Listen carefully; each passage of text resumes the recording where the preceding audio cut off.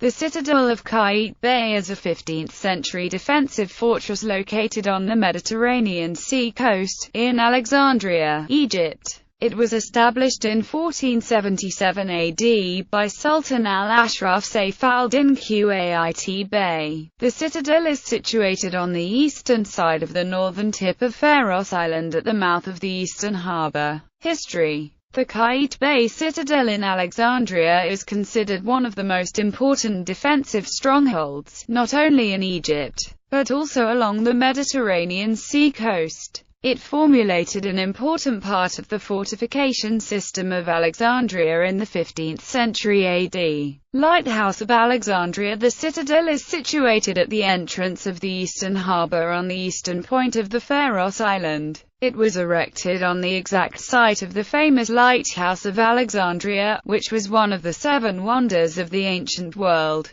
The lighthouse continued to function until the time of the Arab conquest. Then several disasters occurred and the shape of the lighthouse was changed to some extent, but it still continued to function. Restoration began in the period of Ahmed ibn Tulun. During the 11th century an earthquake occurred, causing damage to the octagonal part. The bottom survived, but it could only serve as a watchtower, and a small mosque was built on the top. In the 14th century there was a very destructive earthquake and the whole building was completely destroyed. 15th century fortifications. About 1480 AD, the Circassian Mameluke Sultan al-Ashraf Qaitbay fortified the place as part of his coastal defensive edifices against the Turks, who were threatening Egypt at that time. He built the fortress and placed a mosque inside it. The citadel continued to function during most of the Mameluke period, the Ottoman period and the modern period.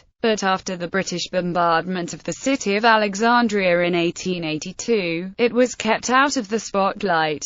It became neglected until the 20th century, when it was restored several times by the Egyptian Supreme Council of Antiquities. The founder of the Citadel of Qaitbay is a Circassian sultan named al-Ashraf Abu Nasr Saif al-Din Qaitbay al-Jukasi al-Zahiri, who was born about 1423 AD. He was a Mamluk who had come to Egypt as a young man, less than 20 years old. Bought by al-Ashraf Qaitbay, he remained among his attendants until al-Ashraf Qaitbay died. Then the Sultan Jakmak bought Qaitbay, and later gave him his freedom. Qaitbay then went on to occupy various posts. He became the chief of the army during the rule of the Sultan Taimur Buga. When the Sultan was dethroned, Qaitbay was appointed as a sultan who was titled Al-Malik al-Ashraf on Monday 26 Ragab 872 r. He was one of the most important and prominent Mameluke sultans, ruling for about 29 years. He was a brave king, who tried to initiate a new era with the Ottomans by exchanging embassies and gifts. He was fond of travel and made many prominent journeys. The edifice's mason Qaitbay was so fond of art and architecture that he created an important post among the administrative system of the state. It was the edifice's mason. He built many beneficial constructions in Mecca, Medina, and Jerusalem. In Egypt there are about 70 renovated edifices attributed to him, among them are mosques, madrasas, agencies, fountain houses, khatabs, houses, military edifices like the citadels in Alexandria and Rosetta. These citadels were built to protect the north of Egypt, mainly against the Ottomans, whose power was increasing in the Mediterranean. Kagmar Salah Shakai, the edifice's mason, was the architect of the citadel. Before his arrival in Egypt he was a Mameluke of Jakmak in Syria. During the rule of Qaitbay he became the edifice's mason, and then the viceroy of Alexandria. He was appointed governor of Syria, built a mosque outside the gate of Rashid as well as a cenotaph and a khan. He also renovated the mosque of El Sawari outside the gate of Sadra. Kagmas was intelligent and modest, as well as the overseer of many constructions during the time of Qaitbay. In 882 the Sultan Qaitbay visited the site of the old lighthouse in Alexandria and ordered a fortress to be built on its foundations. The construction lasted about 2 years, and it is said that Qaitbay spent more than 100,000 dinars for the work on the citadel construction. Ibn Ayas mentioned that building of this fort started in the month of Rabi' al-Awwal 882 He said that the Sultan Qaitbay traveled to Alexandria, accompanied with some other Mameluke princes, to visit the site of the old lighthouse, and during this visit he ordered the building of the citadel. In the month of Shaban 884 the Sultan Qaitbay traveled again to Alexandria when the construction was finished. He provided the fort with a brave legion of soldiers and various weapons. He also, as Ibn Ayas mentioned, dedicated several waqfs from which he financed the construction works as well as the salaries of the soldiers.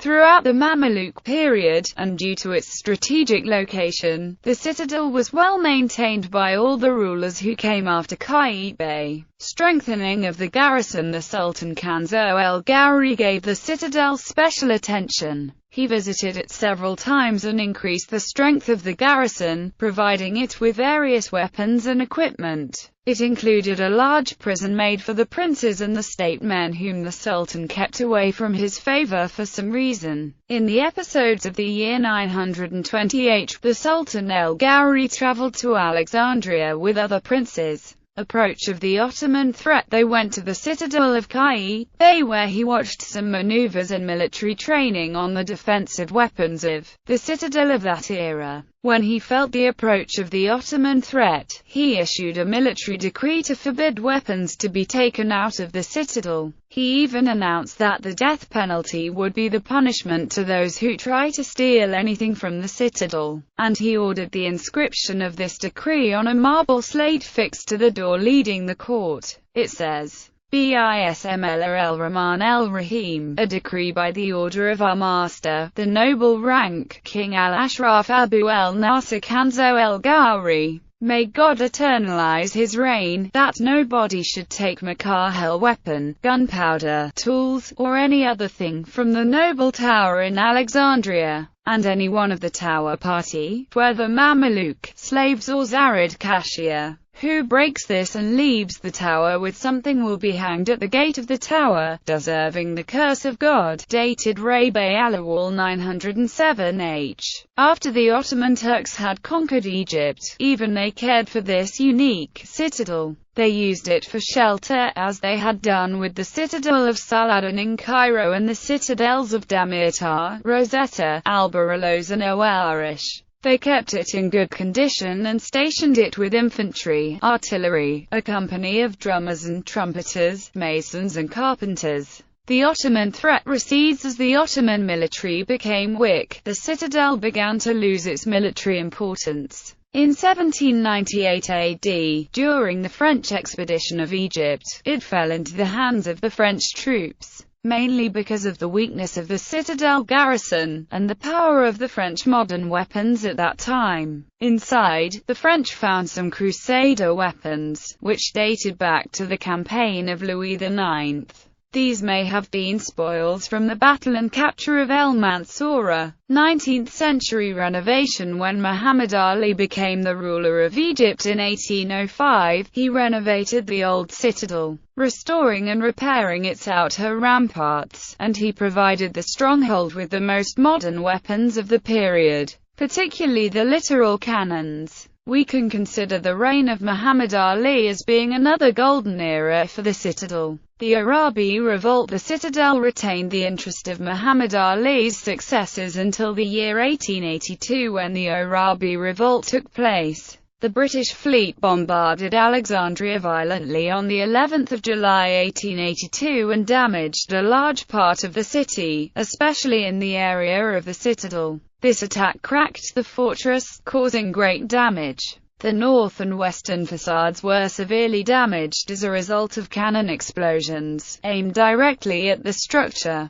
The western facade was completely destroyed, leaving large gaps in it. 20th century renovation. Unfortunately, the citadel then remained neglected, until 1904 when the Ministry of Defense restored the upper floors. King Farouk wanted to turn the citadel into a royal rest house, so he ordered a rapid renovation on it. After the revolution of 1952, the Egyptian naval troops turned the building to a maritime museum. The biggest restoration work dates back to 1984, when the Egyptian Antiquities Organization made ambitious plans to restore the fort.